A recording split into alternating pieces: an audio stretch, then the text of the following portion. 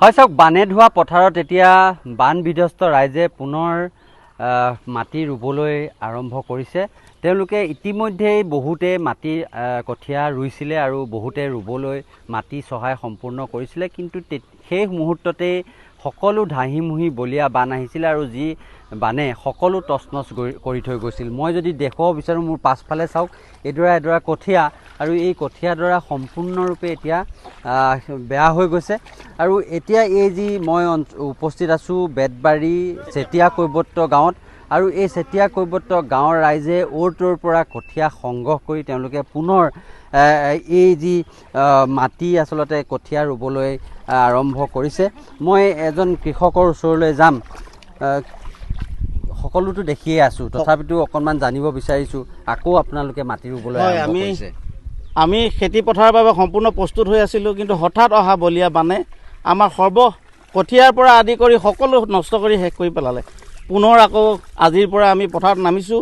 কঠীয়া য'ৰ ত'ৰ পৰা যোগাৰ কৰি মাটি সচ বচাবৰ কাৰণে বুলিয়ে মুঠি খাবৰ কাৰণে সকলোৱে আমি আহি একত্ৰিত হৈ এই যিডোখৰ মাটি আমাৰ ওলালে বৰ্তমান, এইডোখৰ আমি ৰুবৰ বাবে ঠিক কৰিছোঁ। এইকণ মোৰে মাটি আছিল, কিন্তু আমি 4 ঘৰমান মানুহে গোট খাই খেতিডোখৰ কৰিবলৈ আৰম্ভ কৰিছোঁ। কাৰোবাৰ কঠীয়া, কাৰোবাৰ ৰোৱনী, কাৰোবাৰ কোনোবাই আহি আলি পদূলি কৰি মেলি বুলিয়ে মুঠি খাম বুলিয়ে সকলোৱে আহি পেলাই ইয়াত একত্ৰিত হৈছেহি। আমি 4-5 ঘৰে গোট খাই এই মাটিডোখৰ কৰিবলৈ আগবাঢ়িছোঁ। আজিৰ পৰা আমি ৰোৱা আৰম্ভ কৰিছোঁ। কি কৰিব, প্ৰত্যেক বছৰে এইডোখৰ বহুত ধুনীয়া ধান হয়। আমি প্ৰত্যেক বছৰে নিজাববীয়াকৈ প্ৰত্যেকে নিজৰ নিজৰ খেতি কৰে, কিন্তু আজি 4 ঘৰে গোট খাই এডোখৰ মাটি কৰিবলৈ বাধ্য হৈছোঁ। মোৰ এখন কৃষি বাৰীও আছিলে, প্ৰায় 200 জোপামান জাতিলাও আৰু কোমোৰা 50-60 জোপা কোমোৰা, 200 জোপামান জাতিলাও বগাই আছিল। তুৰৈ লাগি থকা গছ লাগি থকা বাকী থাকিল। সৰ্বশান্ত হৈ বাৰী আমি কি কৰিম এতিয়া, বাৰীৰ ভিতৰত সোমাবলৈ মন নোযোৱা হ'ল। এতিয়া আমি 3-4 ঘৰ গোট খাই পেলাই পথাৰতে আহি অকণমান আকৌ আগৰ নিচিনা এটা পৰিৱেশ ঘূৰি আহক বুলি আমি পুনৰ পথাৰলৈ নামি আহিছোঁ। হয়, মই এটা কথা জানিব বিচাৰিছোঁ, আগৰ বছৰ আপোনালোকৰ ভঁৰাল ধান জুৰি যায়? আমাৰ জোৰা আমি খেতিৰ ওপৰতে নিৰ্ভৰশীল। আমি নিজে খোৱাৰ উপৰিও বিকি কিনি ল'ৰা ছোৱালী পঢ়া শুনা আমি এই খেতিৰ ওপৰতে নিৰ্ভৰশীল। আমি গোটেইখিনি আমি প্ৰত্যেক বছৰে ধানো বিকোঁ, চাউল বিক্ৰী কৰোঁ, বাকী ৰবি শস্য বাৰীত কৰি পেলাই বিক্ৰী কৰোঁ। এইবাৰ কিছু নাবাছিল। এইবাৰ কি হ'ব এইবাৰ বছৰটোৰ বাবে আমাৰ পুৰণা খাচতীয়া ধান অকণমান ধান আছে, কাৰণ আমি কিছুদিনৰ পৰা ধান চাউল বিক্ৰী চলিয়ে আছিলোঁ। আমিতো এনেকুৱা হ'ব বুলি নাজানো, প্ৰত্যেক বছৰে আমাৰ পায়ে থাকোঁ। আমি অলপ চলপ বিকি কিনি আমি চলি আছিলোঁ। এতিয়া একদম কম পৰিমাণৰ ধান আমাৰ হাতত মজুত আছে। এতিয়া সেয়া খাম নে বিকিম? খাবলৈ হ'লে বিকিবলৈ নহয়, বিকিবলৈ হ'লে খাবলৈ নহয়। মই আৰু এটা দৃশ্য দেখুৱাব বিচাৰিছোঁ।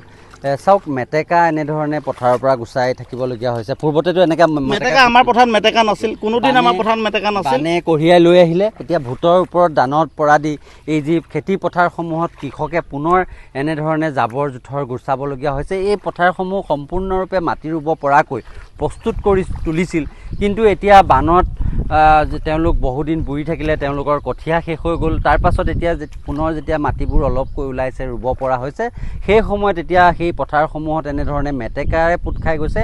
পুনৰ তেওঁলোকে সেইসমূহ চাফ কৰি যি 2-এডাল কঠীয়া দূৰৰ পৰা সংগ্ৰহ কৰি আনিছে, সেয়াই কেইবাজনো লগ লাগি 2-এডোখৰ মাটি তেওঁলোকে সচটো ৰাখিবৰ কাৰণে বুলি উল্লেখ কৰিছে। কেৱল মাত্ৰ ধানৰ সচ ৰাখিবৰ কাৰণেহে এইবাৰ খেতি কৰিবলৈ প্ৰস্তুতি আৰম্ভ কৰিছে।